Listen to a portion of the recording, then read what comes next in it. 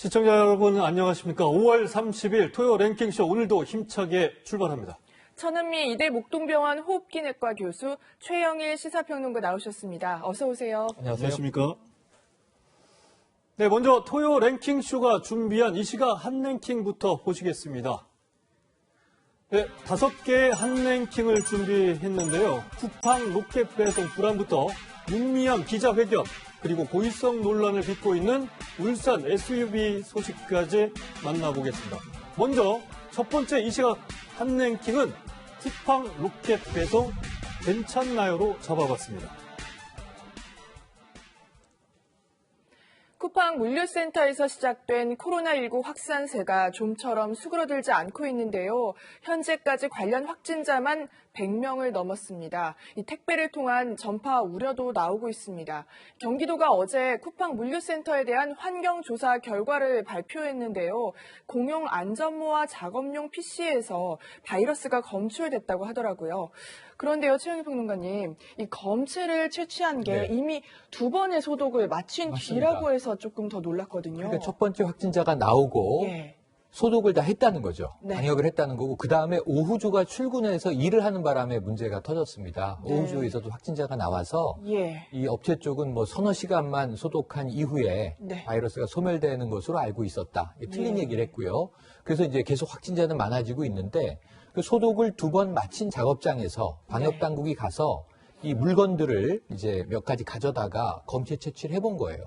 공용 모자, 공용 방한화, 또 뭐 파카도 있다고 하고, 거기에 또 이제 컴퓨터 장비나 이 키보드 같은 걸 쓰지 않겠습니까?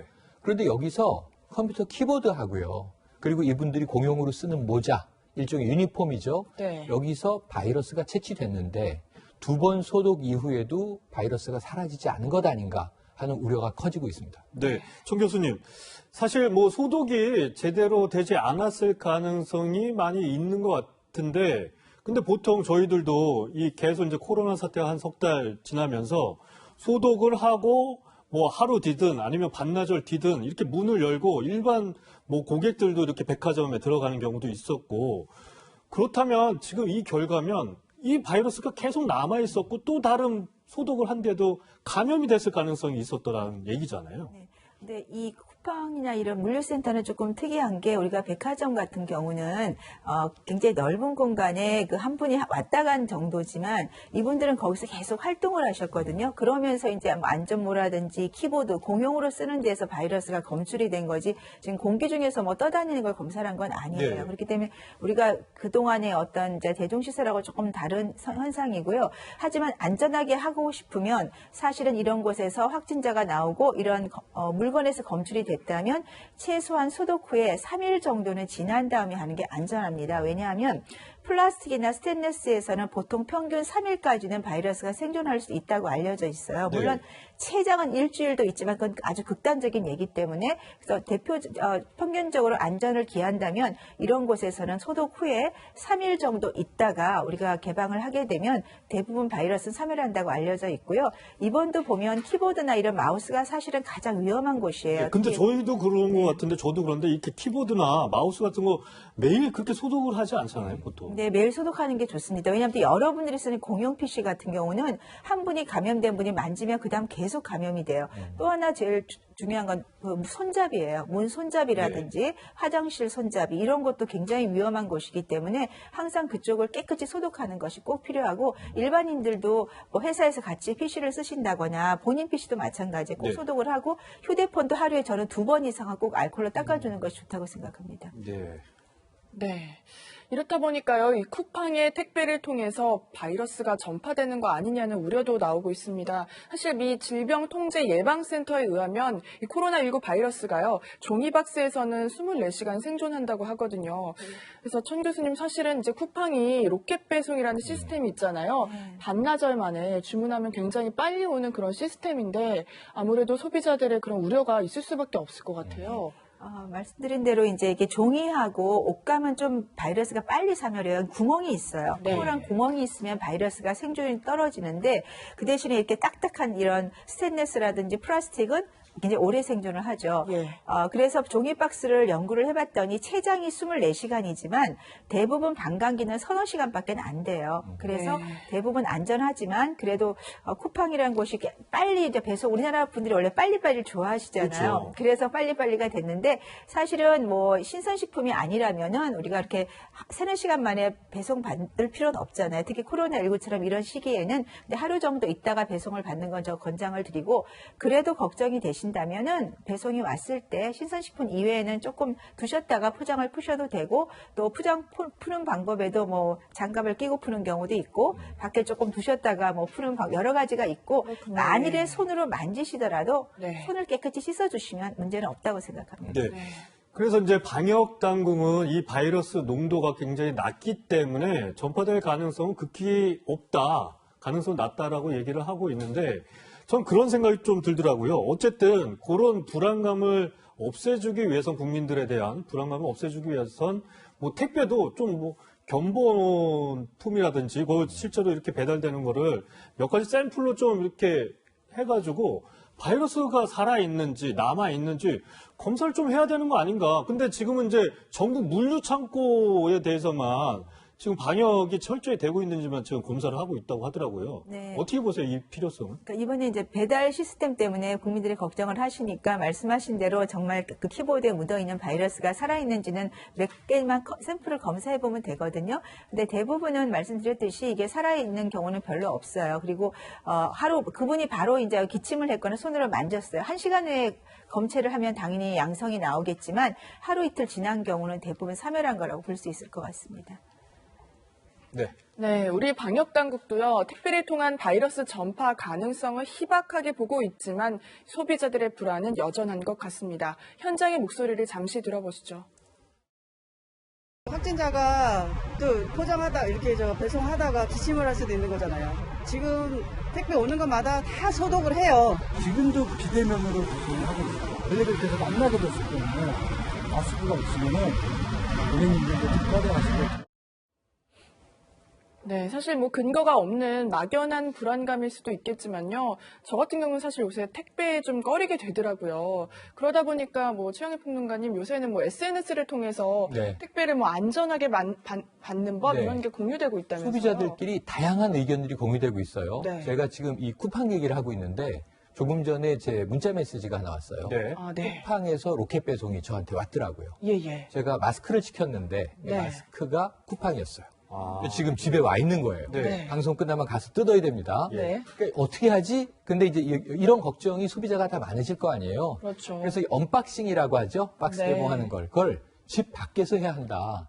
생각을 해보면 무슨 폭발물 위험한 것처럼 이 집 밖에, 현관 밖에 나가서 네. 커터를 가지고 말씀하신 대로 이 비닐 장갑을 끼고 커팅을 한 다음에 포장 박스는 밖에 놓고 예. 알맹이만 이제 가지고 들어오는 거죠. 그리고 손을 또 이제 비누로 씻겠죠. 네. 그러니까 이런 것들이 공유되고 있고 또 하나는 네. 그냥 오면 왔나 보다 하는데 이제는 반드시 배송 단계가 이렇게 인터넷에서 보여지지 않습니까? 예, 그렇죠. 어느 물류센터를 거쳐 왔는지를 확인하라는 이야기가 확산되고 있어요. 그렇군요. 부천에 예. 있는 물류센터냐, 네. 고양 쿠팡 물류센터도 확진자가 나왔습니다.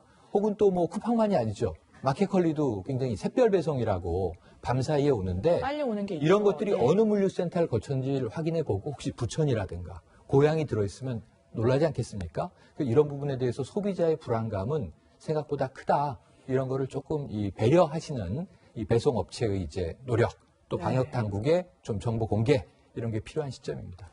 네. 그런데 정 교수님, 뭐 앞서서 계속 얘기가 나오지만 택배 이렇게 뭐 불안하게 안 받으셔도 되는 건가요? 아니면 꼭 이렇게 기본적으로는 해야 되는 거예요? 저는 그렇게 불안하실 필요는 없다고 생각하고요. 택배 물건을 받으시면 만지시면 손을 씻으시면 돼요. 그 바이러스를 정말 어떤 분이 막 기침을 해서 거의 포장재에다 그럴 일은 거의 없고요. 그렇겠죠. 뭐 택배 기사님들은 일부러 이렇게 할 일은 없고 그리고 지금 이제 이런 문제가 터졌기 때문에 더 마스크 철저히 하시고 소독하시면 될 것 같고 그 대신에 이제 택배 물건 배달하시는 분들에 대해서 회사에서 마스크를 좀 충분히 제공을 해주시면 그리고 이제 덴탈도 해주시고 케이프도 해서 본인들이 쓸 수 있게 해주시는 것이 더 좋은 방역 시스템이라고 생각합니다. 네. 오늘도요, 국내 코로나19 신규 확진자 수가 39명이 더 늘었습니다. 그중 지역 발생이 대부분 수도권에서 나왔는데요. 어제는 지역 발생 전원이 모두 수도권이었는데 수도권에서 빠르게 확산이 되고 있습니다. 그런데 어쨌든 방역 당국에서는 이번 주말이 또 다른 고비가 아니냐 계속해서 지적이 나오고 있는데 청 교수님, 저는 이런 생각이 들더라고요. 대구 신천지 이 코로나 확산 때와 이 수도권에서 이렇게 급속하게 또 확산하는 거는 좀 뭐라고 해야 될까요? 전파 방식이 많이 다른 것 같거든요. 지금은 사실 어느 식당에 음식점에 가서도 감염되는 분들이 있고 또 택배도 이렇게 불안하고 이런 상황이에요. 이거 어떻게 대처를 해야 될지 모르겠어요. 대구 때는 이제 그 신천지라는 교인들 중심으로 했기 때문에 그리고 대구가 작죠, 서울보다. 서울, 경기, 수도권에서 발생한 건 굉장히 다르다고 생각합니다. 지금 서울 수도권에서 부천, 인천은 전부 같은 구간이고요. 대중교통 이용 그 경로라든지 아니면 우리가 대중시설 이용하는 게 다 겹쳐 있어요. 더군다나 지금 말씀하신 대로 식당, 사우나, PC방 안 나오는 곳이 없죠. 그렇죠. 왜냐하면 이건 지역사회에 다 감염이 돼 있는 상태고 우연히 이제 이태원에서 발생을 한 거예요. 그렇기 때문에 지금 제일 문제가 이제 학생하고도 등교하고 연관이 돼 있고 학생들이 그런 대중시설이나 대중교통을 다 이용하거든요. 그렇다면 지금은 전국적인 이런 특히 서울, 경기 지역을 중심으로 전국적인 지역 감염 상태라고 봐야 되기 때문에 우리가 어떤 한 지역만 위험하다, 물류센터만 위험하다 이건 아니라고 생각합니다. 예. 그러니까 연휴 때나 휴일 이럴 때라든지 아니면 저녁에 회식 모임, 아까도 보니까 주점이나 이렇게 포차 이런 곳에 너무 많은 사람들이 가 있는데 당연히 마스크 안 쓰죠. 덥기 때문에 아까 예배라든지 이런 절에 가시는 경우에도 마스크를 좀 착용을 못하거나 적절하게 안 하세요. 그거는 더우니까 어떻게 저희가 탓할 수가 그렇죠. 없거든요. 날씨도 오늘도 굉장히 더웠고. 네, 그렇기 때문에 최대한 이제 외부 활동을 자제를 하는 수밖에 없고요. 그리고 학생들 입장에서도 좀 수업 시간을 계속 좀 단축을 부탁을 드리는데 학생들 못 견딜 겁니다. 마스크 쓰고 도저히. 그래서 그런 거를 조금 선제적으로 예방을 해주시지 않으면 조금 더 확산될 위험이 매우 높다고 생각합니다. 네. 기약 없이 길어지는 이 코로나19 사태에 치료제에 대한 소식 다들 간절하게 기다리실 텐데요. 에볼라 치료제로 알려진 이 렘데시비르가 곧 국내에 들어올 것이라는 소식이 전해졌습니다. 방역 당국이 식약처에 특례 수입을 신청을 했는데요.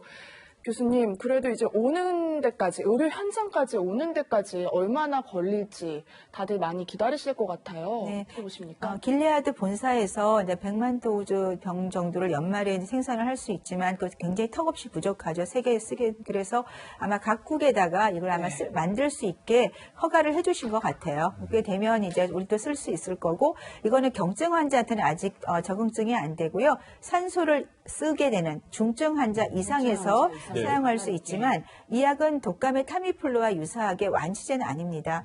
중증 환자를 치료 기간을 4일 정도 줄이는 그런 효과가 있고 또 부작용이 위약군, 약을 쓰지 않은 군에 비해서 더 부작용이 없다고 돼 있기 때문에 안정성까지 검증이 됐어요. 사실 경증 환자는 저절로 좋아지잖아요. 그러니 괜찮지만 중증 환자의 어떤 치사율을 감소시킬 수 있는 유일한 약제로 지금 인증을 받았기 때문에 국내에도 사용할 수 있다고 생각하지만 이 약제와 더불어서 다른 약제들을 좀 병합해서 완치에 가까운 효과를 보기 위한 실험이 연구가 되고 있습니다. 아마 중증 환자, 특히 지금 요양원에 벌써 오늘 나오시더라고요. 그런 기저질환 고령자에 대해서는 이 약제를 쓰는 것이 도움이 된다고 생각합니다. 네, 연말쯤이면 우리나라에서도 이렇게 치료제를 쓸 수 있겠죠? 네, 될 것 같습니다. 네, 알겠습니다. 지금까지 천은미 교수와 얘기 나눴습니다. 감사합니다. 감사합니다.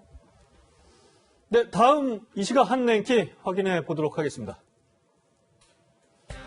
이 시각 한 랭킹 두 번째는 홍콩 특별 대우 박탈. 미국이 중국을 겨냥해서 이런 조치까지 내렸습니다. The Chinese government's move against Hong Kong is the latest in a series of measures that are diminishing the city's long-standing and very proud status. This is a tragedy for the people of Hong Kong. China has replaced its promised formula of one country, two systems with one country, one system.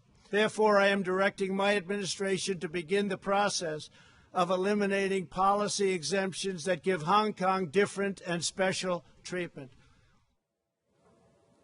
네, 우리 시간으로 오늘 새벽 나온 트럼프 대통령의 홍콩에 대한 반응입니다. 중국의 예고한 대로 강경하게 나오고 있는데요.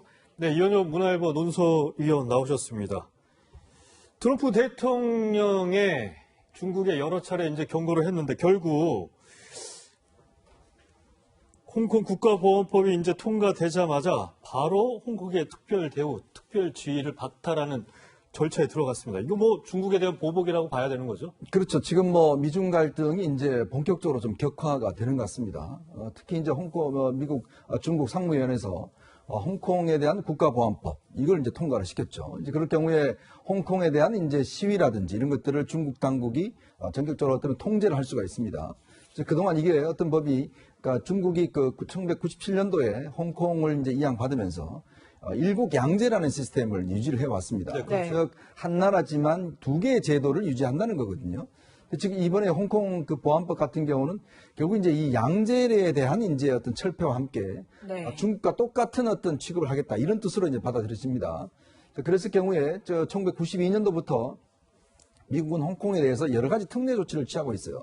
관세라든지 비자라든지 등등에 대해서 많은 특채를 하기 있기 때문에 문제는 트럼프 대통령이 오늘 그런 특례를 이제 없애겠다는 이야기입니다. 네. 즉 홍콩이라는 게 아시겠지만 뭐 국제 자유무역항이지 않습니까? 그렇죠. 네. 금융의 또 중심지 아닙니까? 그렇습니다. 금융과 무역의 중심지인데 이제 그 장점은 결국은 이런 중국과는 달리 특혜를 받아왔다는 것 때문에 이제 이런 장점이 유지가 되는 거거든요. 근데 문제는 이제 지금 트럼프 대통령이 저렇게 앞으로 이제 그 절차에 들어가겠다 이야기를 한 건 물론 당장은 아닙니다만은 그러니까 앞으로 홍콩에 대한 특별한 대우를 없앤다 그러면 사실 이제 더 이상 홍콩이 아닌 것이죠.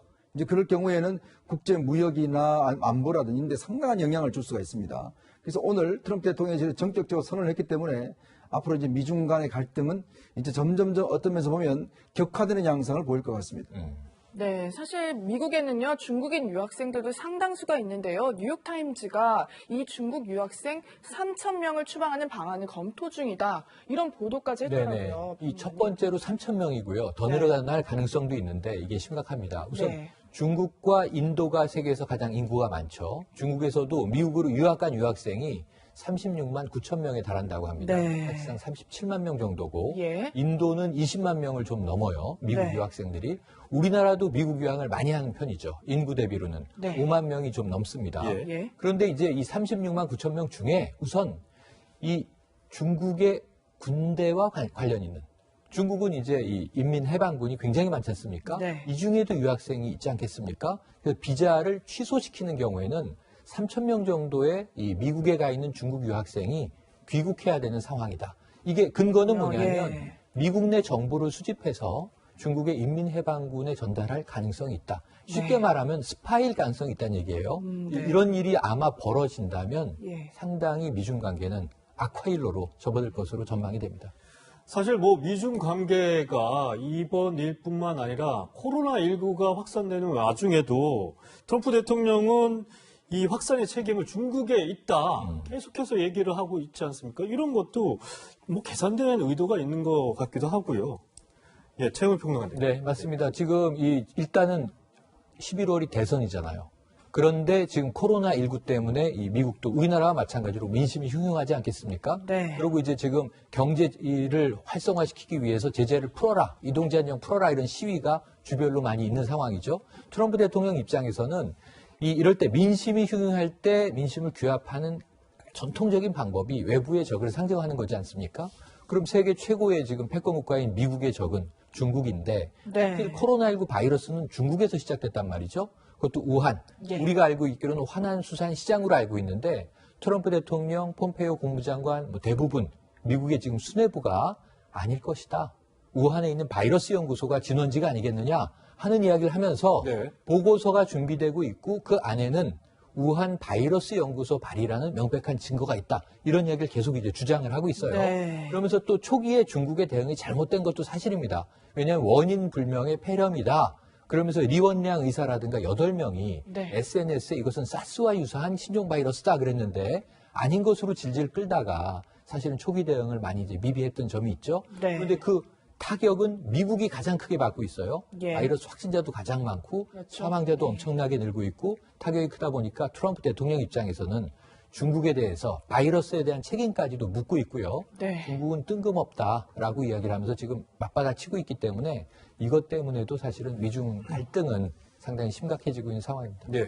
네, 이런 코로나19 사태 속에서도요, 미국 미네소타주의 미니애폴리스의 시위 상황이 심상치가 않습니다. 흑인 남성이 백인 경찰의 그 무릎에 목이 눌려서 숨진 뒤 시작된 이 항의 시위가요, 주변 10여 개 도시로 이렇게 번져서 굉장히 격렬해지고 있거든요. 이현정 의원님, 네. 그런데 여기서 또 이제 트럼프 대통령이 약탈 시에는 발표하라. 사실 지금 상점이나 이런 데까지 시위대들이 약탈하는 경우가 일어나긴 했거든요. 그럼 트럼프 대통령이 굉장히 강경하게 발표해라 이런 트윗까지 올렸다고 하거든요. 그래서 지금 미국에서는 숨 쉴 수가 없어요. 라는 지금 이제 대대적인 운동이 벌어지고 있습니다. 예. 그 흑인 같은 경우에 백인 경찰한테 목이 눌리면서 마지막으로 했던 이야기가 I can breathe, 숨을 쉴 수가 없다는 이야기거든요. 네. 그건 어떤 면에서 흑인들이 지금 미국 사회에서 당하고 있는 여러 가지 차별과 억압에 대한 상징적인 언어가 되면서 지금 이런 폭동이나 지금 방화 사건이 이 미네폴리스뿐만 아니고 전국적인 현상으로 번져가고 그렇죠. 있습니다. 이제 그러다 보니까 지금 주 방위군을 지금 출동을 시켜서 지금 통제를 하고 있는데 문제는 이렇게 이제 여러 가지 지금 사망 사건도 벌어지고 하니까 지금 트럼프 대통령이 트위터를 통해서 총을 쏴도 된다라는 이야기를 이제 한 거죠. 네. 그러다 보니까 지금 흑인들이 더 지금 격렬하게 저항하고 있지 않겠습니까? 우리가 기억나시겠지만 LA 옛날에 폭동 사건이 있었지 않습니까? 예. 네. 당시 우리 한인들도 굉장히 어떤 피해를 많이 봤는데 지금 이게 이제 선거를 앞두고 지금 흑인에 대한 어떤 이 전반적인 사회적인 차별 이런 현상으로 이제 상당히 좀 운동으로 옮겨 붙을 가능성이 큽니다. 그래서 지금 트럼프 대통령이 미중 간의 갈등에 어떤 면에서 굉장히 집착하는 이유가 국내적으로 코로나 때문에 10만 명 사망자가 넘어갔습니다. 네. 또 하나는 어떤 면에서 보면 흑인층들에 대한 이제 지금 민심이 굉장히 이반되고 있어요. 이 사건뿐만 아니라 또 지금 몇 차례에 걸쳐서 흑인에 대한 차별. 어제는요, CNN 앵커가, CNN 기자가 네, CNN 기자가 현장에서 브리핑, 그러니까 이 리포트를 하는데 흑인 기자였는데 체포가 됐습니다. 네. 그 체포되는 장면이 그대로 방송에 탔어요. 예. 문제는 옆에 있던 백인 기자는 체포가 안 됐어요. 그러니까 그러다 보니까 지금 미국 사회 전반적으로 지금 갈등 양상이 거의 폭발 지경인 것 같습니다. 이게 이현정 의원님, 네. 사실 11월에 이제 미국 대선이 치러지지 않겠습니까? 그런데 미국 상황이 말씀하신 것처럼 코로나19 때문에 사망자도 10만 명이 넘었고 이렇게 폭동까지 양상이 되는 와중에 또 중국하고도 이렇게 싸우려고 하는 갈등 양상을 점점 키우는 거 아니냐 이런 생각이 좀 들기도 하고요. 그렇죠. 중국은 특별하게 이런 미국에 대해서 반응이 좀 나온 게 있나요? 일단 지금 그 트럼프 대통령 같은 경우는 지금 본인이 이뤄놨던 경제 성과가 사실 트럼프 이번 그 코로나 사태로 인해서 완전히 그 마이너스가 돼버렸습니다. 자, 그러다 보니 지금 바이든 그 후보에게 상당히 지금 여론조사에서 밀리고 있거든요. 그러면서 본다면 트럼프 대통령 입장에서 어떻게 하든지 간에 외부의 적을 만들어서 지지층을 결집시키겠다. 이런 양상으로 이제 가고 있어요. 이제 그런 상황에서 이제 중국에 대한 이제 홍콩 관련돼서 여러 가지 조치를 취하고 있는 것인데요. 문제는 중국 입장에서도 이번에는 간단치 그냥 양보하지 않겠다는 입장입니다. 지금 중국 같은 경우도 지금 미국이 대만에 대한 독립이라든지 대만에 대한 무기 증강이라든지 하니까 바로 대만에 대해서 지금 경고를 하고 나왔습니다. 대만에 대해서 군사행동을 할 수 있다는 경고를 하고 나왔고 그리고 홍콩에 대해서 지금 이런 조치를 하더라도 우리는 별 손해보는 게 없다. 그러고 있어요. 왜냐하면 지금 홍콩에 미국 기업이 한 1,300개가 있습니다. 네. 그리고 지금 홍콩에 대한 경제 의존도가 예전에 그 병합되기 직전에 25%였는데 지금은 3%로 줄어들었어요. 즉 홍콩이 어떤 면에서 보면 저렇게 된다 하더라도 중국 경제에 큰 타격이 없을 것이라는 게 아마 중국 지도부의 판단인 것 같습니다. 예. 그렇다고 보면 결국은 트럼프 대통령은 외부의 적을 만들어야 되고 그다음에 이제 중국 입장에서 보면 시진핑도 마찬가지로 굉장히 내부적으로 지금 어떤 면에서 저항을 받고 있는 상황이거든요. 그러면 중국 입장에서 또 외부의 적을 만들어야 되고 이런 양상으로 비춰지면 미중 간의 갈등이 어떤 면에서 보면 예측할 수 없는 상황으로 발전되는 게 아니냐 그런 어떤 전망들도 나오고 있습니다. 네. 예. 상황이 이렇다 보니 미중 신냉전 시대가 시작됐다는 말까지 나오고 있습니다. 이런 상황에서 국내의 상황인데요. 어제 새벽이죠. 경북 성주 사드 기지에 장비가 기습적으로 반입이 됐습니다. 잠시 영상 좀 보겠습니다.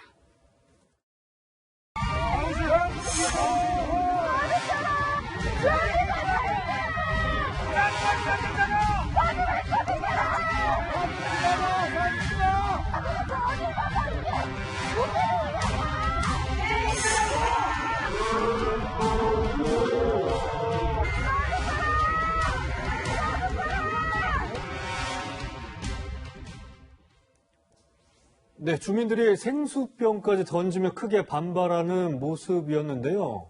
앞서 전해드린 것처럼 기습적인 수송 작전이 펼쳐졌는데 저는 이 소식을 접하면서 좀 중국은 어떻게 받아들일까 했더니 국방부에서는 어제 브리핑에서 중국에는 사전 양해를 구했다. 네. 근데 또 오늘 아침 신문을 보니까 중국에서 성명서까지 냈어요. 맞습니다.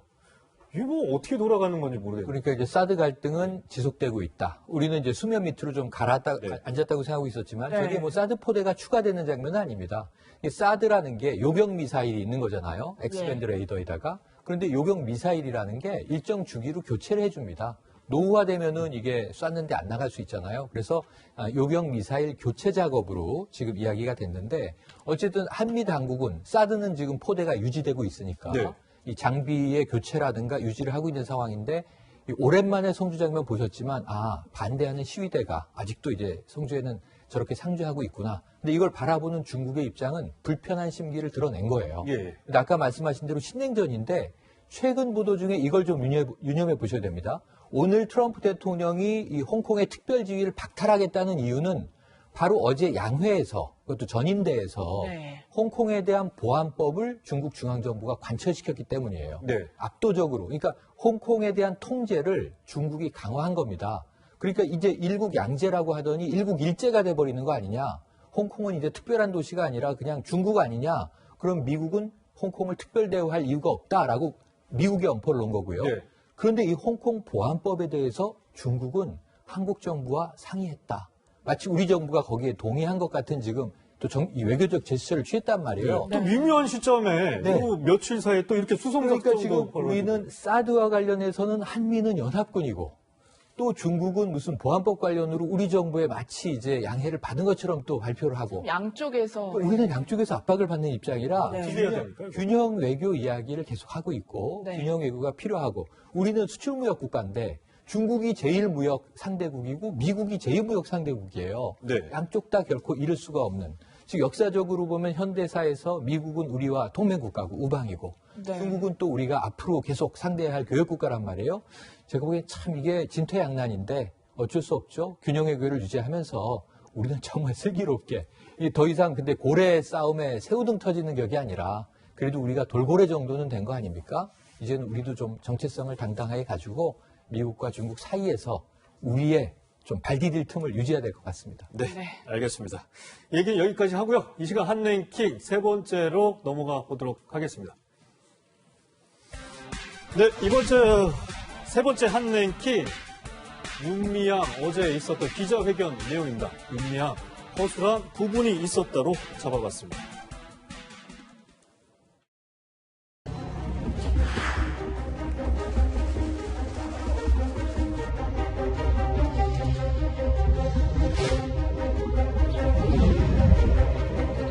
시세와 달리 헐값에 매각된 것이 아니라 당시 형성된 시세에 따라 이루어졌습니다. 결과적으로 기부금에 손해가 발생한 점에 대하여 저도 너무나 안타깝게 생각합니다. 전체 할머니를 위한 활동에는 저희가 정겹이나 단체 명의로 활동을 했습니다. 그럼에도 불구하고 개인 명의로 그렇게 했다는 것은 명확하게 잘못이고 경우에도 정겹 활동과 무관하다는 것을 말씀드립니다. 저는 급여를 받으면 저축하는 오랜 습관이 있습니다. 주택 마련과 딸의 학비 그리고 조금이라도 안정된 삶을 꿈꾸기 위한 제 나름대로의 최소한의 생활 본편이었습니다.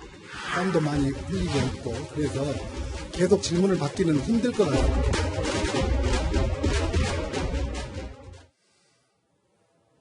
네, 정의기억연대를 둘러싼 의혹의 중심에 서 있죠. 윤미향.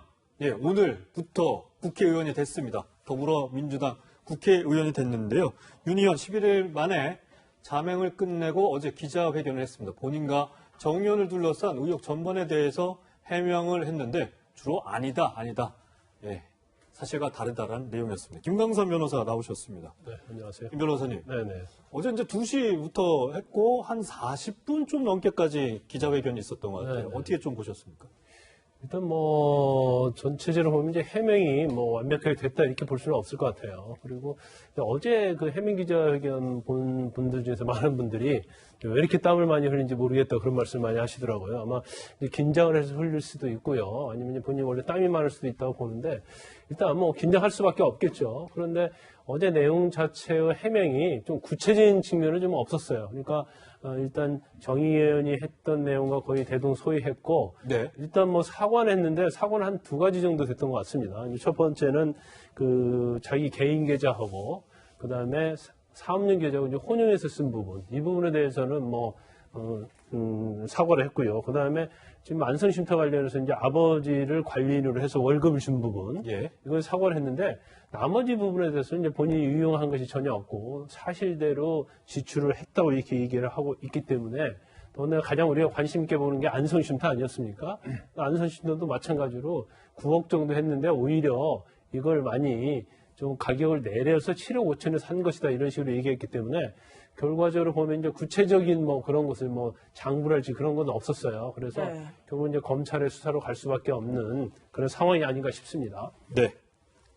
네. 저 역시도 당당한 태도와 이 카랑카랑한 목소리도 눈에 띄었지만요. 김 변호사님처럼 아무래도 이제 기자회견 내내 윤미향 의원이 땀을 너무 많이 흘려서 왜 그럴까 할 정도로요. 그래서 최영일 평론가님도 좀 보실 때 어떻게 보셨는지. 그래서 이제 약간 우스갯소리가 있었죠. 국회 소통관에 에어컨을 빨리 켜야 한다. 어제 이런 이야기인데. 그래도 정부. 소통관이 또 새롭게 이제 만들어져서 활용되기 시작했기 때문에 그런 여러 가지 이제 이야기가 나오죠. 저는 이렇게 봤어요.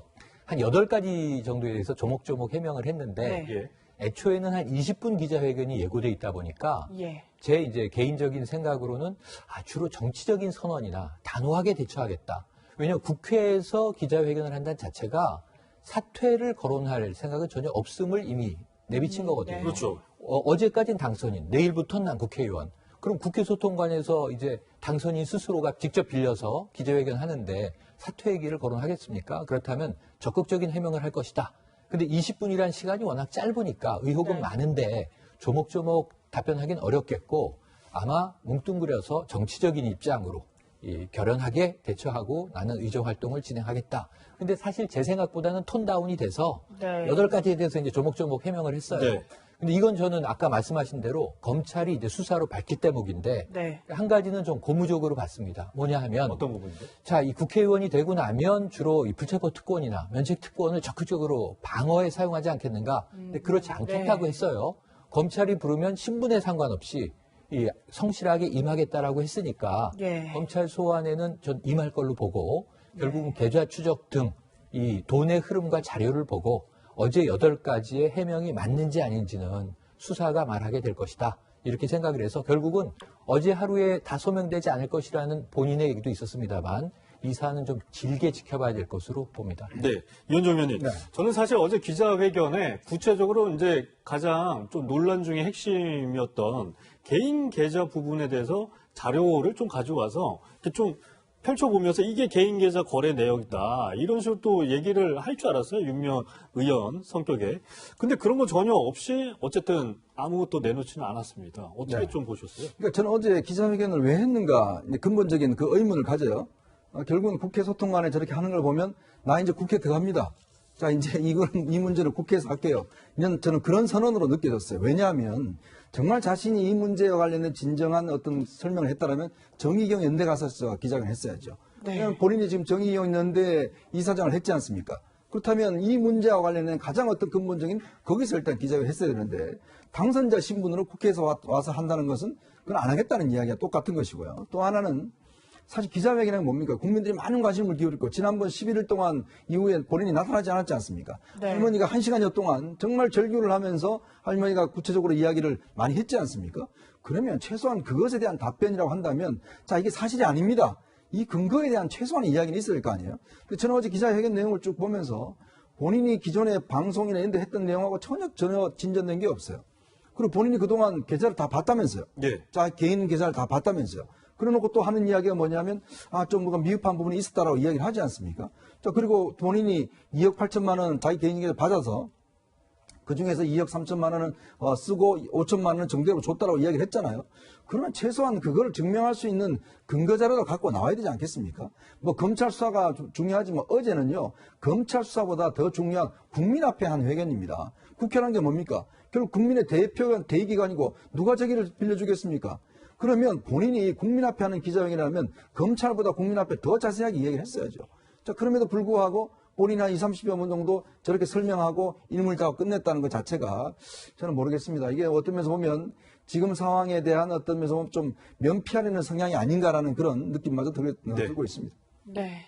윤미향 의원은 어제 이제 본인에 대한 의혹을 전면 부인했는데요. 몇 가지 사과한 부분이 있기는 했습니다. 어제 회견 다시 보겠습니다. 최근 계좌 이체 내역을 일일이 다시 보니 허술한 부분이 있었습니다. 스스로가 부끄러워집니다. 하지만 제 개인 계좌를 통하여 모금하였다고 해서 계좌에 들어온 돈을 개인적으로 쓴 것은 아닙니다. 네, 이 모금 부분 계속해서 얘기하고 있었는데요. 이 4개의 개인 계좌로 9건의 모금이 있었고 2억 8천만 원을 모금을 했는데 이 중에서 5천만 원이 명확히 소명되지 않았습니다. 뭐 아까 이현정 의원도 말씀해 주셨지만요. 김 변호사님 보실 때 앞으로 검찰이 아무래도 이 부분, 이 5천만 원에 대한 부분을 좀 더 집중적으로 보지 않을까 싶거든요. 그건 당연하다고 보고요. 네. 어제 만약에 해명 기자로 회견을 한다고 한다면 예. 제일 중요한 부분이 이 부분이에요. 네. 그러니까 4개의 계좌를 통해서 9건인데 금액이 뭐 자그만치 2억 8천이나 되지 않습니까? 네. 그런데 지금 9건인데 9건에는 뭐 장래와 관련된 부분이랄지 해외 생태와 관련된 부분 아니면 해외에 나갈 때 어떤 항공 비용이랄지 굉장히 이게 그냥 가지수가 굉장히 많아요. 네. 그런데 이건 검찰의 어떤 수사와 상관없이 윤미향 대표가 충분히 해명할 수 있는 그런 부분이거든요. 네. 그럼 9개 계좌를 통해 9번을 모금했다고 한다면 9번이 얼마가 모금이 됐고 그 중에서 본인의 이 얘기에 의하면은 모금 목적이 맞게 썼다고 그러잖아요. 그럼 그 중에 얼마를 모금 목적에 썼고 얼마가 남았고 그래 남은 돈이 뭐 3천만 원이었어 5천만 원이었다고 하는데 그 5천만 원을 정대협에 썼다 이렇게 얘기를 하고 있는데 정대협에 쓴 것 자체도 다 뭐 사업 목적에 썼다. 네. 아니면 모금 목적에 맞게 썼다. 아주 추상적이잖아요. 그래서 오히려 어제 본인이 나와서 이 부분에 대해서 구체적으로 개인 계좌를 연결이 어떻게 됐고 어떻게 지출이 됐는지 그 부분을 어제 아주 그냥 상세하게 얘기했으면 아마 검찰 결과를 기다릴 필요도 없었다고 봅니다. 네. 이게 김 변호사님 사실 허술했다는 이 표현이 좀 약간 저는 눈길이 가던데 그러니까 개인 실수나 어떤 의도가 있었다라는 거 아닌지 그러니까 이게 허술했다라는 거는 나는 잘 하려고 했는데 못한 건지 그런데 사실상 법적으로 보면 자기가 실수를 했다고 하더라도 이게 법적인 처벌을 받을 수 있는 내용 아닙니까? 사실 공금 유용 가능성도 있는 거잖아요. 근데 제가 허술했던 부분은 네. 그런 취지로 듣지 않았어요. 네. 아니 근데 계속적으로 사업 목적에 썼다고 하고 어떤 잘못된 점은 없다고 하잖아요. 돈과 관련해서는. 예. 이거 허술했다는 것은 개인 계좌로 모금을 하면 안 되는데 이걸 개인 계좌로 모금한 거에 대해서 허술했다 그런 취지로 들리더라고요. 예. 그러니까 방법에 있어서는 잘못했지만 네. 모금한 돈과 목적에 쓴 거에 있어서는 아무런 문제가 없다. 그런 취지의 의미로 허술했다는 의미를 쓴 그걸 걸로 좀 해석해드려야 될 것 같은데 허술했다는 의미는 이겁니다. 왜 개인 계좌로 모금했느냐. 시민단체 관행이었다라는 게 하나 있고 두 번째는 정의연 사업과 관련이 없기 때문에 목동 할머니의 장례식이라든가 9개의 목적 사업을 개인 계좌로 모금했다는 거예요. 근데 5천만 원이 남았잖아요. 그럼 이건 돌려줘야 되는 돈인데 정의연과 관계없어서 개인 계좌로 모았는데 5천만 원을 정의연 계좌로 이체했단 말이에요. 이게 허술하다는 거예요. 그러니까 이 2억 8천을 모아서 2억 3천을 지출을 했고 5천만 원이 남았으면 이건 돌려주거나 또 다른 목적 사업에 써야 되는데 이 돈이 정의연과 관계없기 때문에 개인 계좌로 모금했다고 해놓고 정의연 재정으로 들어갔단 말이에요. 그러니까 이 부분이 허술했다는 게 제일 큰 대목입니다. 저는 앞서 저희 이제 윤미향 의원의 그 말을 직접 들어봤지만 이런 문구가 나와요. 최근 계좌 이체 내역을 일일이 다시 보니 허술한 부분이 있었다라는 거예요. 네, 맞아요. 그러니까 그 동안에는 잘 인지하지 못했다. 보지도 않았다라는 거예요. 그렇죠. 관리를 하지 않았다라는 건데 이제 다시 보니 허술했다? 맞습니다. 이건 정말 어떤 개인적인 책임을 져야 되는 부분 아닙니까? 그러니까 지금 정의연의 홈페이지 들어가 보시면 정의연 단체가 꽤 큰 단체입니다. 그러면 이사도 많고요. 또 네. 감사도 있고 또 변호사 회계사 다 있습니다. 자, 그럼 우리가 법상 따르면 1,000만 원 이상 모금할 때는 신고를 해야 됩니다. 왜냐하면 기부금 따라서. 제가 아무한테나 누가 돈 모금할 수 없잖아요. 그러니까 1,000만 원 이상 모금하면 신고를 해서 네. 해야 되는데 문제는 지금 그렇게 한 돈이 2억 8천이라는 거죠. 그러니까 어쩌면 이거는 일단 법 위반이고요. 또 문제는 이걸 정대협이라는 어떤 것 들어갔다 하면 정대협에 감사분들 계실 거 아닙니까? 정의는 감사분들 계신데 그분들은 뭐 하셨는지 모르겠어요. 거기에 변호사 회계사 다 있지 않습니까? 그러면 이런 식으로 돈이 들어오는 것에 대해서 도대체 그럼 이걸 어떻게 처리를 했는 것인지 이 돈에 대해서 그렇다면 이게 지금 개인 계좌와 이게 계좌란 게 한 계좌를 받으면 본인의 월급 들어온 것도 있고 뭐 복잡하지 않습니까? 일 자체가.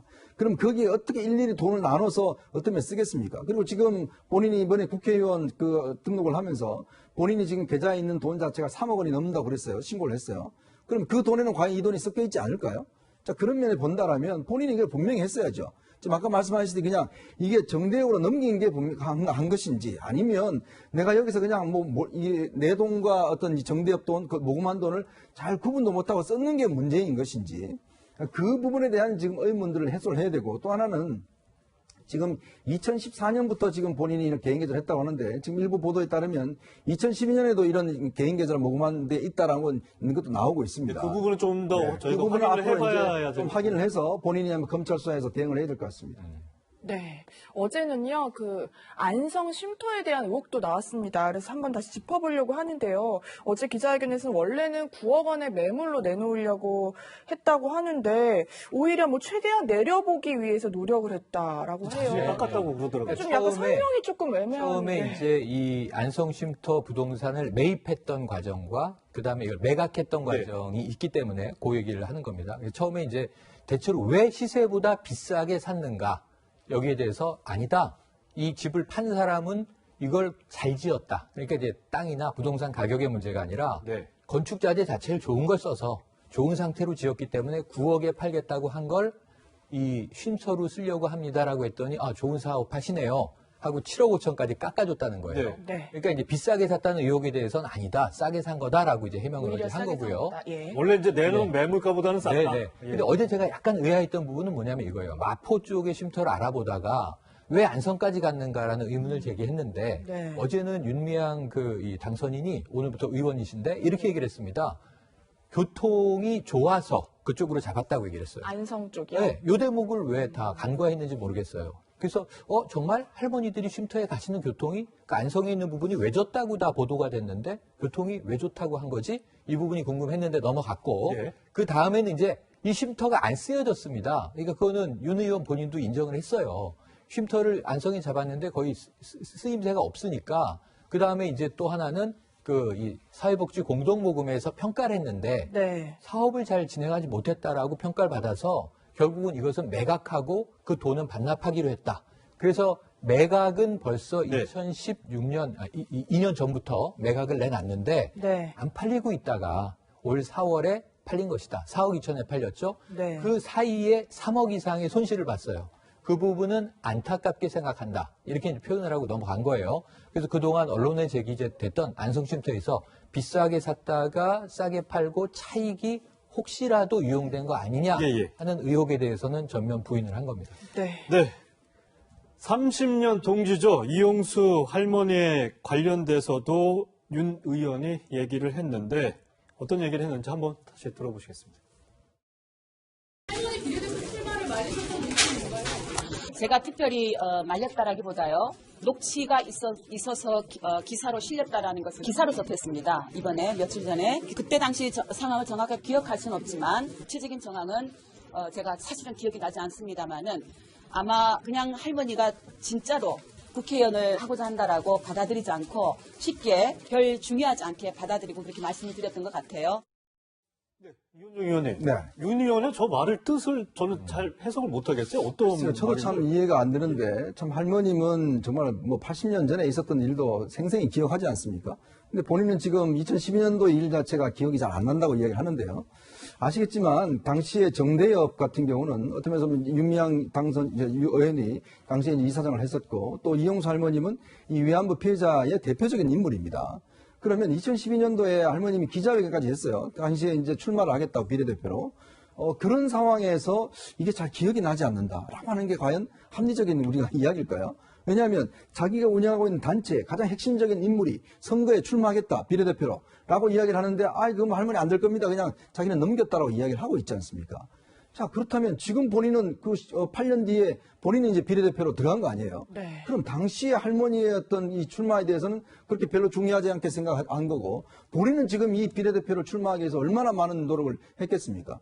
자, 그런 걸로 비춰보면 당시에 기억이 나지 않는다라고 이야기하는 게 저는 잘 이해가 되잖아요. 왜냐하면 두 분 다 어떤 면에서 보면 정대협의 상징적인 존재 아니겠습니까? 그리고 정대협에 있는 위안부 할머니가 처음으로 원내에 진출한다는 것은 굉장히 큰 사건이죠. 그러면 조직 내에서 이게 타당한지 안 타당한지 이 부분에 대한 논쟁도 있었을 거 아니겠어요? 근데 지금 와서 하는 이야기는 자기는 정확히 기억나지 않는다, 모르겠다 이 이야기를 하는 것 자체가 저는 앞뒤가 맞지 않고, 그리고 또 하나는 그러면 그때 당시 할머니는 들어가지 말라라고 이제 어떤 면에서 만류를 했다고 이야기를 하는데 그때 할머니 들어가지 말라고 한 거하고 지금 본인은 들어간 거하고 이건 어떻게 차이가 나죠? 왜냐하면 어떤 면에서 보면 위안부 문제 해결에 가장 어떤 역할을 할 수 있는 부분은 피해자 스스로입니다. 그분이 만약 국회의원 됐더라면 더 잘 해결할 수 있겠죠. 근데 문제는 지금 본인이 들어가서 하겠다는 거 아니겠습니까? 근데 본인은 되고 할머니는 안 된다? 과연 이 논리가 어떻게 성립하는 거죠? 네, 알겠습니다. 네, 사실 윤미향 의원의 기자회견 이용수 할머님은 어떻게 보셨을까 가장 궁금하긴 했거든요, 김 변호사님. 네. 뭐 입장이 나왔습니까? 일단 뭐 할머니 입장은 아니고요. 이제 주위의 측근들이 말씀하신 건데 이제 일단 뭐 윤미향 이름도 듣기 싫다 그런 말씀을 하셨다고 그래요. 네. 기자회견도 보지 않으려고 하셨다고 하는데 받는지 안 받는 일은 그건 뭐 조금은 보셨던 것 같더라고요. 네네네. 근데 기자회견은 뭐 안 보려고 했다 이 말을 한 걸로 보니까 기자회견 보신 것 같습니다. 그리고 입장 표명은 당분간은 없다 이렇게 얘기를 했어요. 근데 거기에 보면 함축적 의미가 당분간은 없다고 그랬거든요. 그러니까 제가 볼 때는 뭐 지난번 기자회견 때도 이제 검찰 수사에 대해서 기대를 좀 많이 하시고 계시는 것 같아요. 그래서 이제 검찰의 수사가 계속 진행이 되면 뭐 언급을 하지 않을 가능성이 크다. 그렇지 않고 이제 추가적으로 뭐가 나왔을 때는 이 얘기를 할 수도 있죠. 근데 보니까 뭐 종편에서 다큐멘터리도 좀 찍고 계시고요. 네. 또 방송관에 또 인터뷰를 한 번씩 하시더라고요. 그렇기 때문에 저기에 대한 뭐 추가 입장은 뭐 공식적으로 하지 않는다 하더라도 그런 방송의 인터뷰 통해서 그래도 말을 할 가능성이 상당히 높다 이렇게 봅니다. 네, 알겠습니다. 네, 다음 한랭킹 넘어가기 전에 새로 들어온 소식부터 보도록 하겠습니다. 사흘 만에 검찰에 다시 소환된 이재용 삼성전자 부회장이 17시간 넘게 조사를 받고 오늘 새벽 귀가했습니다.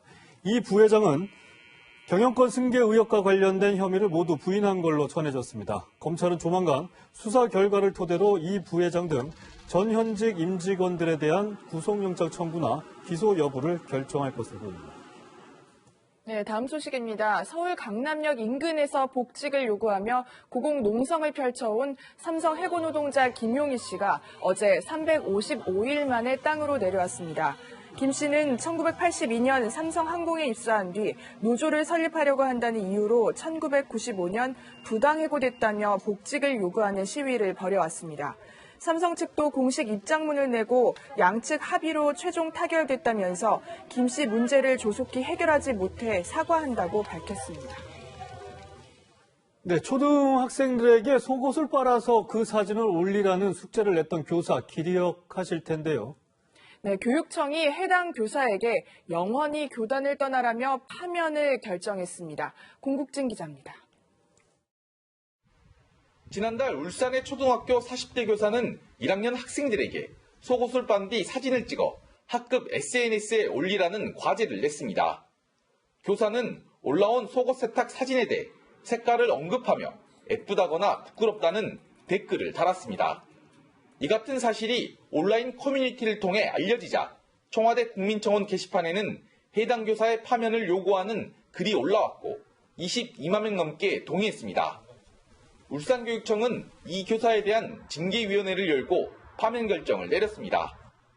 4가지 중 나와 있는데 보니까 부스트라는 건데, 그 다음에 교문 품위소송상, 유튜브 활동 공무지침 위반, 영리 업무 및 겸직 위반 이렇게 돼 있네.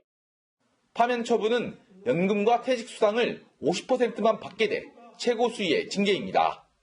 교사가 파면을 수용하지 않으면 교원소총심사위원회에서 심사를 청구하거나 행정소송을 제기할 수 있습니다. 앞서 울산교육청은 이 교사를 아동복지법 위반으로 경찰에 신고하기도 했습니다. 수첩을 해놓은 거를 자기 개인 유튜브에 올렸잖아요. 그 부분이 검토된다고 올려놨습니다. 경찰은 교사에 대해 아동복지법과 개인정보보호법 위반 혐의를 적용할지 검토 중입니다. 채널A 뉴스 공국진입니다. 시청자 투표 결과를 조작한 혐의를 받고 있는 유명 오디션 프로그램 제작진이 1심에서 실형을 선고받았습니다. 재판부는 시청자의 믿음을 저버린 책임이 크다고 판단했습니다. 권솔 기자입니다. 당신의 자녀에게 지금 바로 투표하세요. 유명 아이돌 그룹을 배출한 엠넷의 오디션 프로그램 프로듀스 101. 국민 프로듀서인 시청자들이 해당 100원의 유료 문자 투표를 통해 아이돌 그룹 데뷔 mem버를 정하는 방식으로 인기를 끌었습니다. 하지만 순위권에 들지 못한 참가자의 투표 결과를 조작하고 미리 정해둔 데뷔조 12명의 득표수에도 손을 댄 정황이 포착돼 PD 등 제작진이 재판에 넘겨졌습니다. 투표 조작 혐의 인정하십니까? 당연히 나타나겠습니다. 서울중앙지방법원은 사기 등의 혐의로 기소된 안모 PD와 김모 총괄 PD에게 각각 징역 2년과 1년 8개월의 실형을 선고했습니다. 재판부는 안 PD가 연예기획자 관계자들로부터 3,700만 원 상당의 술자리 접대를 받아 대중의 불신을 낳았다고 밝혔습니다.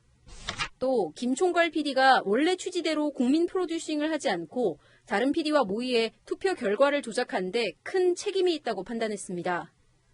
프로그램의 인기는 시청자가 직접 데뷔 멤버를 선발할 수 있다는 기대에서 비롯됐는데 믿음을 저버렸다는 겁니다. 안 PD에게 향응을 제공한 혐의로 기소된 연예기획사 직원 5명에 대해서는 벌금 500만 원에서 700만 원을 선고했습니다. 채널A 뉴스 권솔입니다.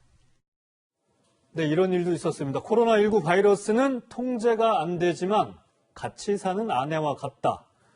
인도네시아 장관이 이런 발언을 했다. 여성 단체들에게 혼쭐이 나고 있습니다. 네, 싱가포르에선 코로나19로 남편의 장례식을 가지 못하는 이주 여성 노동자의 안타까운 사연이 알려졌습니다. 이 소식들은 제가 직접 전해드립니다. 코로나19 대응 방안 등을 설명하고 있는 인도네시아 장관. 그런데 갑자기 아내라는 단어를 꺼냅니다.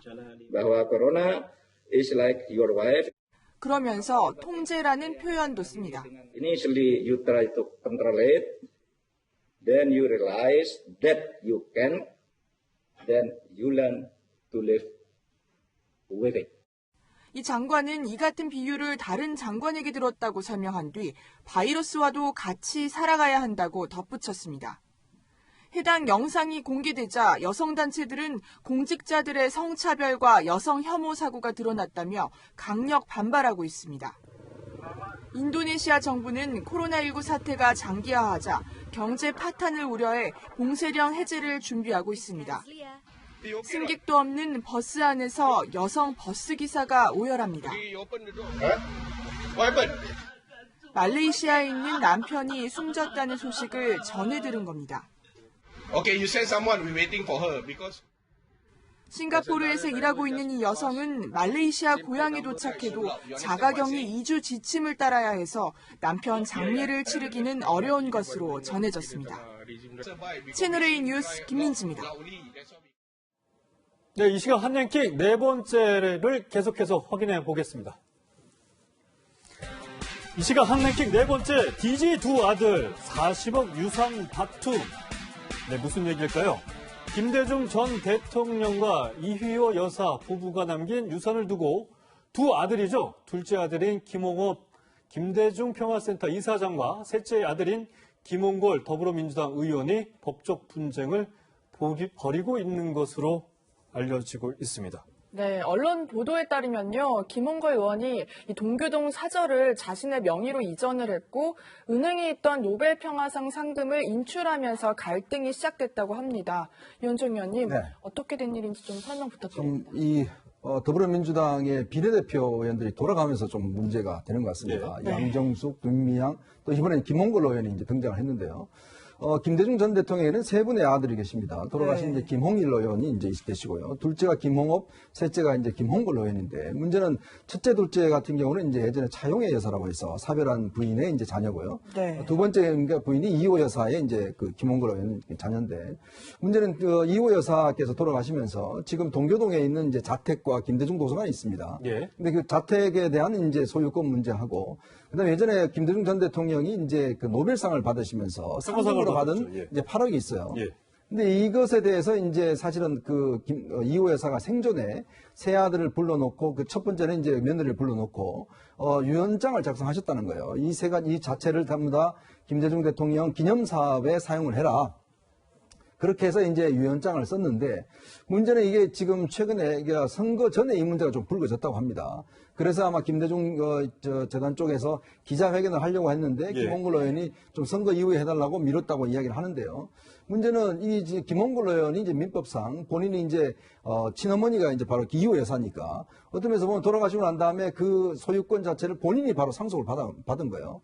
그러면서 본인의 어떤 그 명의로 해서 이걸 돌려놓은 겁니다. 즉 8억 원도 마찬가지로 본인이 명의로서 찾아서 본인이 가지고 있는 것이고요.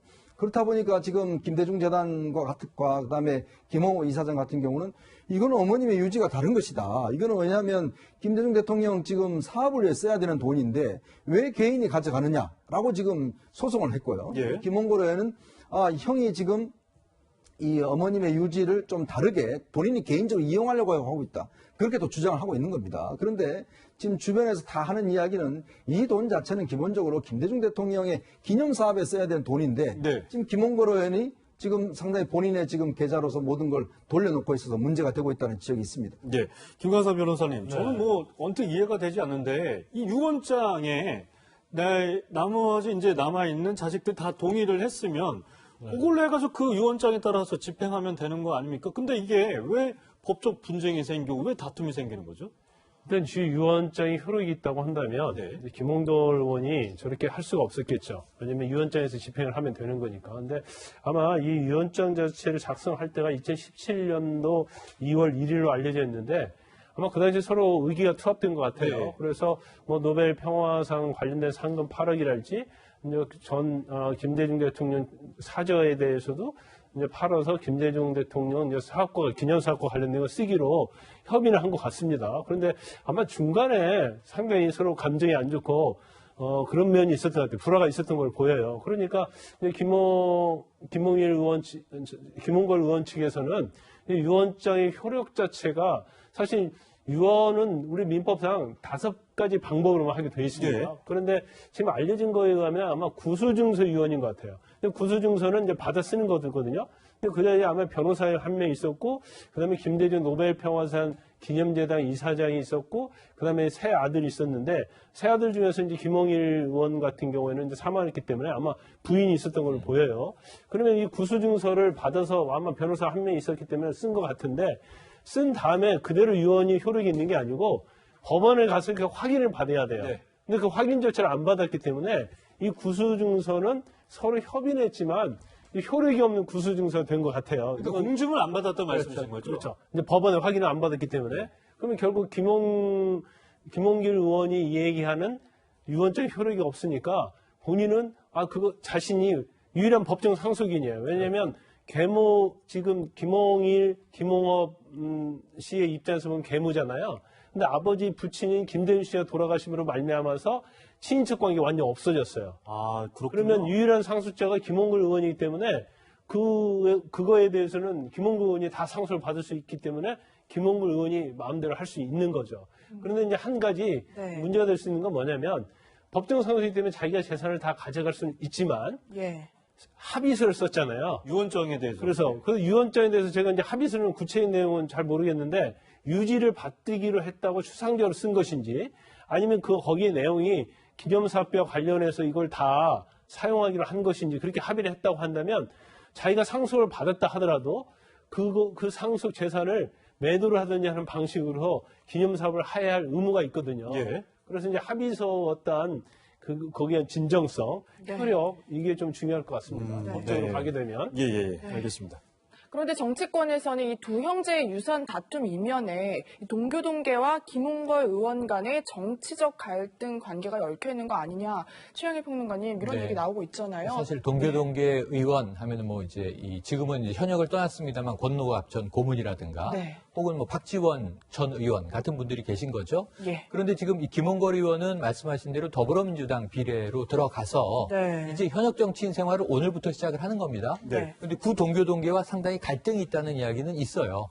여기에 대해서는 어떤 것이 고 김대중 대통령의 유지를 받드는 것인지를 확인해야 되는데 저 해법이 없지 않다고 봅니다. 왜냐하면 지금 김홍업 이사장과 김홍걸 네. 의원 사이에 가처분 소송이 얽혀 있어요. 예. 그런데 이 김홍걸 의원도 이 형보다는 내가 더 올바른 방식으로 어머님의 유지를 받을 수 있다라고 주장하는 거기 때문에 그럼 이 재산은 어떻게 되냐면요. 네. 개인이 운영할 수가 없어요. 기념사업은 지자체나 공공기관에 넘기는 게 맞습니다. 기부를 하면 되겠네요. 네. 근데 유언장에 명확히 나와 있어요. 이 부동산을 매각하는 경우에 지자체가 그것을 매입해서 기념관으로 만들고 거기에 상응하는 부동산의 가격을 쳐줄 거 아닙니까? 그럼 이것은 3분의 1은 기념사업비로 희사하고 3분의 1을 삼형제가 나눠 갖게 돼 있어요. 그것만 만약 이 유언대로 집행한다면 김홍걸 의원이 지금은 일단 법적 상속자로 점유하고 있지만 이것을 올바른 방식으로 되돌릴 수 있는 길이 없는 건 아니다. 그래서 지금 정치권에서 자꾸 이 형제 간의 갈등이나 또는 이제 계파 간의 갈등으로 비춰지는 것보다는 또 권노갑 전 고문에 대해서 또 좋지 않은 이야기가 서로 오간 것으로 지금 계속 보도가 되고 있거든요. 이 부분을 봉합하는 게 현역 의원으로 오늘 첫 발을 뗀 김홍걸 의원이 수습할 일인 것 같습니다. 네, 알겠습니다. 얘기 여기까지 하겠습니다. 이 시각 한랭킹 5번째 확인해 보겠습니다. 네, 이 시각 한랭킹 5번째. 다친 아이는 왜 90도 인사를 했나? 이걸로 잡아봤습니다. 네. 이번 주 굉장히 인터넷에 떠들썩하게 했던 사건입니다. SUV 차량이 보이는데요. 지금 어린이가 옆에 자전거를 타고 지나갔는데 차량이 지나갔습니다. 경주 스쿨존 사고 당시 상황이 담긴 CCTV거든요. 근데 어린이가 쓰러졌는데요. 지금 다시 한번 영상이 반복되고 있는데 상황을 보시면 지금 어린아이가 90도로 인사하는 모습이 촬영이 사과를 하는 것 같습니다. 네. 오히려 쓰러진 아이가 차에 크게 다칠 뻔한 아이가 일어나자마자 운전자가 나오니까는 90도로 계속 연신 고개를 숙입니다. 그런데 보시면 다리를 다쳤어요. 병원에 갔거든요. 지금 서 있지 못하고 계속 이렇게 움직이는데 저 아이는 아파요. 지금 차에 치인 거 아닙니까? 네. 그런데 이 아이는 너무 무서웠다는 거예요. 왜? 이 놀이터에서 놀다가 5살 저 운전자, 가해 운전자 여성의 딸을 이 9살 남자아이가 때린 것 같습니다. 그런데 그것을 본 어머니가 화가 났겠죠. 그리고 이제 그 남자아이가 달아나니까 자전거를 타고 달아나는 아이를 200m가량 차로 쫓아간 거예요. 자, 그 전에 있었던 일은 차치하고 지금 이제 방송에서 다 보여드리지 못하는데 인터넷으로 많은 국민이 봤습니다. 접촉 장면을 보면 참 끔찍하거든요. 그런데 차에서 뛰어내린 운전자가 아이에게 한 첫 말은 괜찮니가 아니라 왜 때려니였어요. 그럼 저 넘어졌던 아이가 일어나자마자 자기가 때린 아이의 엄마라는 걸 이제 인지하고 달아나면서도 무서웠다고 이야기를 하는데 사고를 당하고 나서도 너무 무서워서 90도로 저를 하면서 죄송하다고 지금 사죄를 하는 상황입니다. 네, 피해 어린이 측 누나가 이런 식으로 이제 주장을 했습니다. 맞습니다. 예, 피해자 쪽 입장이라는 걸 명확하게 다시 한번 밝히고요. 이현종 의원님, 사실 이게 가장 중요한 건 그런 것 같아요. 이제 일부러 아이를 치었느냐, 아니면 그게 아니라 우연히 우발적으로 실수로 그렇게 한 거냐. 한 일주일 가까이 이게 이 부분이 논란이 되고 있는 것 같아요. 저희가 사실 스쿨존입니다. 오늘 저 자체가. 스쿨존 SUV가 굉장히 빠른 속도로 와서 앞에 있는 아이를 어떤 면에서 보면 추돌 하는 양상이지 않습니까? 그러니까 저를 보면 이게 지금 제일 중요한 게 뭐냐면 저게 지금 살인 미수도 될 수가 있어요. 왜냐하면 저게 고의적으로 저렇게 했다라고 한다면 충분히 그런 의도성이 있는 거거든요. 근데 지금 이제 보면 아시겠지만 그 어머니 같은 경우는 그 바로 이제 자전거 뒤를 치면서 넘어뜨리는데 문제는 나와서 이제 아이의 그 건강보다는 너 왜 그러냐 이런 얘기를 먼저 한단 말이죠. 그러니까 어떤 면에서 보면 자신의 이제 딸이 이제 그 아이와 어떤 다툼이 있어서 그걸 어떤 면에서 보면 좀 더 혼내기 위해서 굉장히 좀 빠른 속도로 스쿨존으로 따라와서 이제 아이의 이제 자전거를 친 것 같습니다. 그래서 지금 이제 여러 가지 지금 논란도 있는 그런 상황인데 어쨌거나 저 장면만 보면 아니 그 아무리 그렇지만 그 학생의 어떤 자전거를 저렇게 빠른 속도로 차가 뒤따라간다고 더군다나요. SUV 같은 경우는 사실 차고가 높기 때문에 이 자전거 같은 경우는 그냥 깔아버릴 수가 있는 상황이에요. 굉장히 위험한 수단입니다. 네. 저는 그 행위만 자체만 놓고 봐도 저거는 굉장히 위험한 상황이라고 봅니다. 네. 네, 또 피해 어린이 가족 측은 좀 다르게 생각을 하고 있는데요. 한번 들어보시겠습니다. 어저께 전화가 왔어요. 사고가 난 건 미안하다고. 그래서 저희 어머니가 사고가 난 게 아니고 사고를 낸 게 미안한 거지. 혼을 내면 되잖아요. 애를. 제가 뭐 혼을 내고 꼬마도 때렸다고 해서 왜 우리 애 때렸습니까? 그럼 저도 차로 치겠어요, 제가. 네. 가해 운전자 측은 고의가 아니다 주장하고 있는데 피해자 측은 이건 고의가 아니면 뭐냐. 사고가 난 게 아니라 사고를 낸 거 아니냐. 이렇게 서로의 입장이 달라지고 있습니다. 김관선 변호사님. 사실 경찰이 합동 수사팀까지 꾸렸다고 하더라고요. 가장 중요한 건 고의성 여부를 객관적인 사실을 통해서 증거를 수집해서 증명을 해야 되는 게 경찰의 이제 몫인 것 같아요.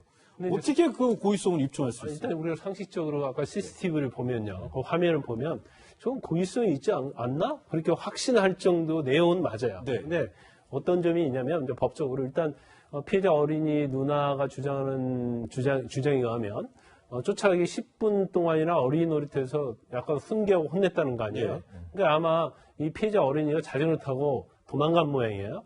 그러면 차를 가지고 지금 따라갔단 말이에요. 네. 근데 차를 가지고 따라가는데 따로 가다가 사고가 났다 하더라도 본인이 따라가는데 그냥 걔를 막기 위해서 하다가 사고가 났다고 한다면 네. 이건 고의가 아니고 과실이겠죠. 네. 그러니까 따라 붙으려고 했다고 한다면 근데 그게 아니고 계속 너무 서지 않고 계속 도망가니까 따라가서 부딪혀가지고 세우게 하려고 했다면 이제 고의성이 되는 거예요. 그래서 이게 고의냐 아니냐는 사실은 지금 우리가 저기가 아마 스쿨존으로 알려져 있는데 스쿨존에 해당이 되면 민식이법은 과실범이에요. 네, 그러니까 아까 사고를 냈냐, 사고를 났냐 그 얘기가 나오는데 사고가 난 거죠. 고의성이 없고 과실범 때문에 민식법이 적용이 되는 거고 만약에 고의가 있어서 일부러 들이받았다고 한다면 특수상해의 고의. 네. 만약에 피해자 측에서 정말 좀 과도하게 주장하면 살인의 의도가 있었지 않았느냐. 살인의 고의, 살인 미수까지 주장할 수 있는데 살인까지는 되지 않고 고의가 있었다 하더라도 특수상해가 될 가능성이 크다. 근데 지금 형벌 법정에는 보면 큰 차이는 없어요. 특수상해는 1년 이상 10년 이하 징역입니다. 벌금형이 없고 민식이법은 1년 이상 15년 이하인데 또 벌금형이 있어요. 그래서 형량의 차이는 그다지 많지 않지만 중요한 것은 저게 만약에 고의범이라고 한다면 판사가 선고를 결정하는 데 있어서는 과실범인 민식이법보다도 훨씬 더 형량을 중하게 선고할 가능성이 크죠. 그러니까 이게 고의 여부를 어떻게 어떤 증거들로 확인을 하는 거죠? 그것은 일단 사고 당시 저 CCTV 화면, 그다음에 사고 전에 어떤 일이 있었는지, 그다음에 사고 후에도 만약에 과실이었다고 한다면 본인이 사과를 해야죠.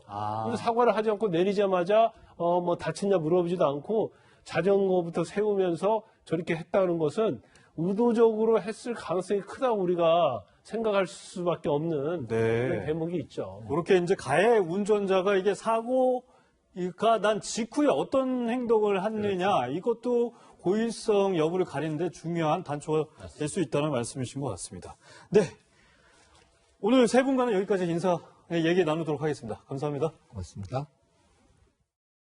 토요 랭킹쇼 오늘 준비한 내용 여기까지입니다. 시청해 주셔서 고맙습니다.